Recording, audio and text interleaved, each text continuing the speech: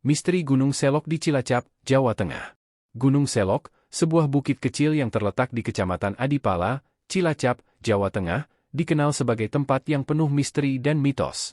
Dengan pemandangan alam yang indah, gua-gua alami, dan hutan yang rimbun, gunung ini menyimpan berbagai cerita mistis yang telah diwariskan dari generasi ke generasi. Sebelum melanjutkan video ini, alangkah baiknya untuk subscribe dulu channel ini dan nyalakan loncengnya, like, share, and komentar video ini. Menurut cerita warga setempat, Gunung Selok dipercaya sebagai tempat bersemayamnya makhluk gaib. Salah satu tokoh yang paling terkenal adalah Nyai Roro Kidul, penguasa Laut Selatan. Diakini bahwa Gunung Selok merupakan salah satu gerbang menuju kerajaan gaib Laut Selatan. Beberapa warga bahkan mengaku pernah melihat sosok perempuan cantik berbalut pakaian hijau yang muncul di sekitar kawasan gunung. Selain itu, terdapat cerita tentang seorang pertapa sakti bernama Ki Jagabaya yang konon menjaga keseimbangan alam di Gunung Selok. Ki Jagabaya dipercaya sering memberikan petunjuk kepada penduduk melalui mimpi atau pertanda alam, terutama jika ada bahaya yang mengancam. Gunung Selok menjadi tempat yang sering digunakan untuk ritual spiritual. Beberapa gua, seperti Gua Rahayu dan Gua Raja, dianggap sebagai tempat yang sakral. Orang-orang datang untuk berdoa, mencari wangsit, atau menjalankan laku tapa. Namun, terdapat sejumlah larangan yang harus ditaati. Misalnya, pengunjung dilarang berkata kasar atau memakai pakaian berwarna hijau, karena dipercaya dapat memancing amarah penghuni gaib. Cerita lain menyebutkan bahwa tidak semua orang dapat mendaki gunung ini dengan selamat. Beberapa pendaki dilaporkan menghilang atau tersesat tanpa jejak. Sebagian warga percaya bahwa mereka dibawa oleh penghuni gaib karena melanggar aturan atau tidak menghormati tempat tersebut. Malam di Gunung Selok sering diwarnai oleh kejadian aneh. Suara gamelan yang merdu kadang terdengar dari arah hutan tanpa ada sumber yang jelas. Beberapa penduduk juga mengaku melihat bayangan putih melayang di antara pepohonan. Bagi yang PK, tempat ini disebut memiliki energi mistis yang kuat, seolah ada kehidupan lain yang berjalan berdampingan dengan dunia manusia. Warga sekitar Gunung Selok selalu mengingatkan para pengunjung untuk menghormati alam dan tradisi lokal. Mereka percaya bahwa siapapun yang datang dengan niat baik akan dilindungi, tetapi mereka yang berniat buruk akan mendapatkan balasan dari penghuni gaib. Gunung Selok tidak hanya menjadi tempat wisata yang menarik karena keindahan alamnya, tetapi juga menjadi saksi bisu dari berbagai cerita mistis yang menyelimuti daerah tersebut. Hingga kini, misteri Gunung Selok tetap hidup di tengah masyarakat, mengundang rasa penasaran sekaligus penghormatan. Suatu malam yang gelap, seorang pemuda bernama Arman, penduduk luar daerah, memutuskan untuk mendaki Gunung Selok. Ia dikenal sebagai sosok yang skeptis terhadap hal-hal mistis dan ingin membuktikan bahwa cerita misteri di gunung itu hanyalah mitos belaka. Dengan berbekal senter, kamera, dan sebuah buku catatan, ia memulai perjalanannya. Arman tiba di kaki Gunung Selok menjelang senja. Ia bertemu dengan seorang pria tua penjaga gerbang, yang mengingatkannya untuk tidak sombong dan selalu menghormati tempat tersebut. Namun, Arman hanya menganggapnya sebagai peringatan biasa. "Saya hanya mendaki, Pak. Tidak ada maksud aneh-aneh," jawabnya dengan santai. Ketika malam semakin larut, Arman mulai merasakan suasana yang berbeda. Udara terasa lebih dingin, dan suara alam yang tadinya ramai mulai menghilang. Langkah kakinya bergema di antara pepohonan, seolah ada sesuatu yang mengikutinya.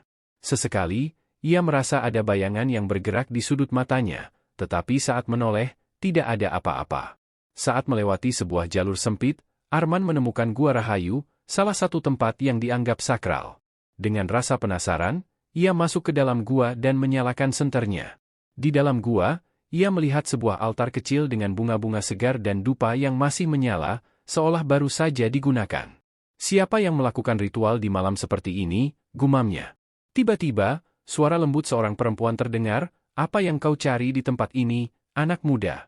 Arman terkejut dan memutar badan, tetapi ia tidak melihat siapapun. Suara itu kembali terdengar, kali ini lebih dekat, "Pergilah sebelum kau tersesat lebih jauh." Namun, rasa penasaran Arman mengalahkan ketakutannya. Ia berteriak, "Siapapun Anda, tunjukkan diri Anda." "Saya tidak takut." Tanpa disadari, suasana di sekitar Arman berubah. Dinding gua yang semula gelap kini memancarkan cahaya kehijauan. Ia merasa tubuhnya menjadi ringan, seperti ditarik ke tempat lain. Ketika ia membuka matanya, ia berada di sebuah taman yang indah, penuh bunga dan air mancur. Di depannya berdiri seorang perempuan cantik berbalut kain hijau, dengan sorot mata tajam yang menatapnya. Selamat datang di alam kami, tempat yang tidak seharusnya kau masuki tanpa izin, kata perempuan itu. Arman tersentak. Ia menyadari bahwa ia berada di dimensi lain, tempat yang selama ini hanya ia dengar dari cerita warga. Perempuan itu melanjutkan, kau telah melanggar batas. Hanya ada satu cara untuk kembali, yaitu dengan menghormati alam dan menyampaikan pesan kami kepada manusia lain. Setelah apa yang terasa seperti berjam-jam, Arman terbangun di depan pintu Gua Rahayu. Ia bingung, tetapi jelas bahwa pengalaman itu bukan mimpi. Kamera dan catatannya hilang, tetapi ia menemukan sehelai kain hijau di tangannya, sebagai bukti bahwa ia benar-benar bertemu dengan sosok gaib. Sejak malam itu, Arman berubah. Ia menjadi lebih percaya pada hal-hal yang tak kasat mata dan sering mengingatkan orang lain untuk tidak meremehkan kekuatan alam. Pengalaman di Gunung Selok menjadi pelajaran berharga yang ia simpan seumur hidup. Misteri Gunung Selok tetap hidup, menunggu mereka yang berani mendekat, tetapi tidak semua orang akan kembali dengan selamat. Setelah peristiwa itu, Arman memutuskan untuk tinggal lebih lama di desa dekat Gunung Selok. Ia merasa ada sesuatu yang belum selesai. Setiap malam, ia bermimpi tentang sosok perempuan berbalut kain hijau, yang terus memberinya isyarat melalui bisikan-bisikan aneh. Mimpi itu terasa begitu nyata, hingga ia terbangun dengan perasaan gelisah. Warga setempat mulai memperhatikan perubahan Arman. Beberapa di antaranya menduga bahwa ia terikat dengan penghuni Gunung Selok. Seorang tetua desa, Ki Suryo, mendekatinya suatu malam. Anak muda, kau membawa sesuatu dari gunung itu, bukan? Tanya Ki Suryo dengan tatapan tajam. Arman ragu-ragu, tetapi akhirnya ia menunjukkan kain hijau yang ia temukan di tangannya setelah keluar dari Gua Rahayu. Ki Suryo terdiam, lalu berkata, kain ini bukan benda biasa. Ini adalah tanda bahwa kau telah masuk ke dalam alam mereka. Mereka memberimu amanah, tetapi juga ujian. Ki Suryo menjelaskan bahwa kain hijau itu adalah simbol perlindungan, tetapi juga peringatan. Arman harus menebus pelanggarannya dengan menyampaikan pesan yang diterimanya kepada dunia luar. Namun, jika ia gagal, konsekuensinya bisa fatal. Pesannya sederhana, kata Ki Suryo. Manusia harus menghormati alam dan makhluk tak kasat mata yang tinggal di dalamnya. Jika tidak, bencana besar akan datang. Arman, yang awalnya hanya ingin membuktikan keberanian, kini merasa bebannya semakin berat. Ia tahu bahwa pesannya penting, tetapi ia juga merasa ada sesuatu yang belum ia pahami sepenuhnya. Beberapa hari kemudian, hal-hal aneh mulai terjadi. Barang-barang milik Arman sering berpindah tempat dengan sendirinya. Ia mendengar suara langkah kaki di luar kamarnya setiap malam, tetapi ketika ia membuka pintu, tidak ada siapapun. Suatu malam, ia menemukan tulisan di dinding kamarnya, kembalilah sebelum terlambat. Arman memutuskan untuk kembali ke Gunung Selok, kali ini dengan niat tulus untuk meminta maaf dan memenuhi amanah yang diberikan. Ia membawa sesaji sederhana, bunga, dupa, dan air kelapa, seperti yang disarankan oleh Ki Suryo. Di puncak Gunung Selok, Arman duduk bersila dan memulai doanya. Ia berbicara dengan hati yang penuh penyesalan, memohon maaf atas ketidaktahuannya. Tiba-tiba, angin kencang berhembus, dan sosok perempuan berbalut kain hijau muncul di hadapannya. Kau telah menyadari kesalahanmu, katanya dengan suara lembut tetapi tegas. Namun, ini bukan akhir. Kembalilah ke duniamu dan jadilah penyambung pesan kami. Arman hanya bisa mengangguk, merasa lega sekaligus takut. Sebelum sosok itu menghilang, ia memberikan satu pesan terakhir. Jangan pernah kembali ke sini, kecuali kau benar-benar siap untuk menjadi bagian dari kami. Arman kembali ke desanya dan menceritakan pengalamannya kepada siapa saja yang mau mendengar.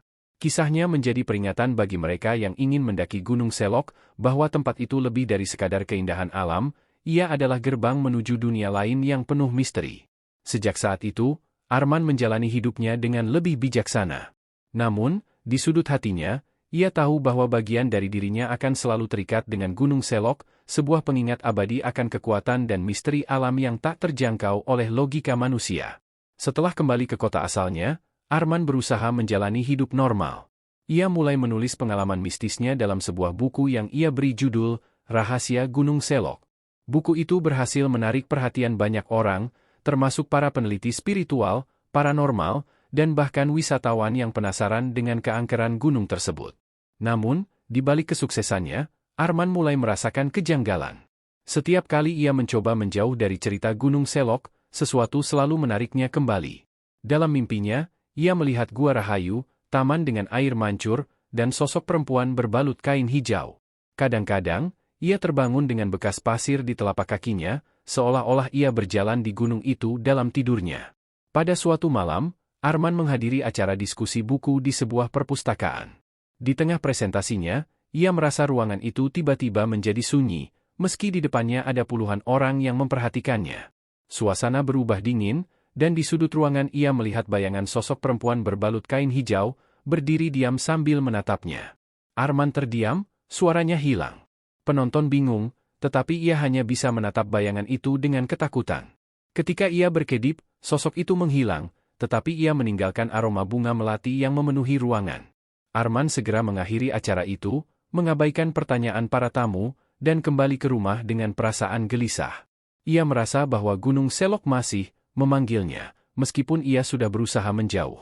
Tidak tahan dengan keanehan yang terus menghantuinya, Arman memutuskan kembali ke desa dekat Gunung Selok untuk menemui Ki Suryo.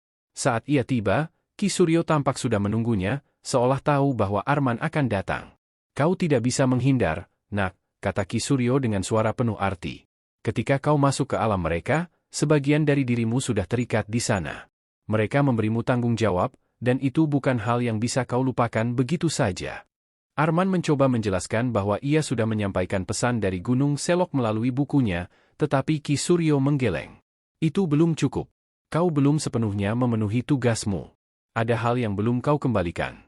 Arman teringat pada kain hijau yang masih ia simpan. Ia bertanya, "Apakah ini yang mereka inginkan kembali?" Ki Suryo mengangguk. "Kain itu adalah simbol penghubung antara duniamu dan dunia mereka. Selama kau masih memilikinya, kau tidak akan pernah benar-benar bebas." Dengan bimbingan Ki Suryo, Arman kembali ke Gunung Selok. Kali ini, ia merasa lebih siap, meskipun ketakutan masih menghantuinya. Ia membawa kain hijau itu, bersama sesaji yang lebih lengkap, bunga 7 rupa, dupa, dan kendi berisi air kelapa. Malam itu, di depan Gua Rahayu, Arman duduk bersila. Ia mengangkat kain hijau itu tinggi-tinggi dan berkata dengan lantang, "Aku mengembalikan apa yang bukan milikku. Aku mohon maaf atas kesalahanku dan memohon agar kalian membebaskanku." Angin kencang berhembus, disusul suara gamelan yang samar-samar terdengar. Sosok perempuan berbalut kain hijau kembali muncul, tetapi kali ini ia tampak lebih lembut. "Kau telah menyadari kesalahanmu, Arman.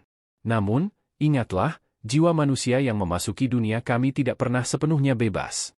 Kau akan selalu menjadi bagian kecil dari Gunung Selok." Perempuan itu mengambil kain hijau dari tangan Arman.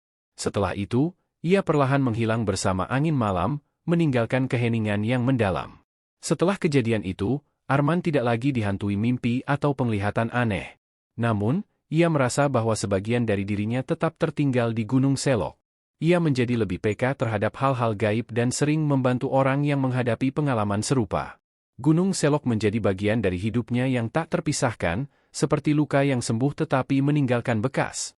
Arman menyadari bahwa beberapa misteri tidak diciptakan untuk dipecahkan, melainkan untuk dihormati.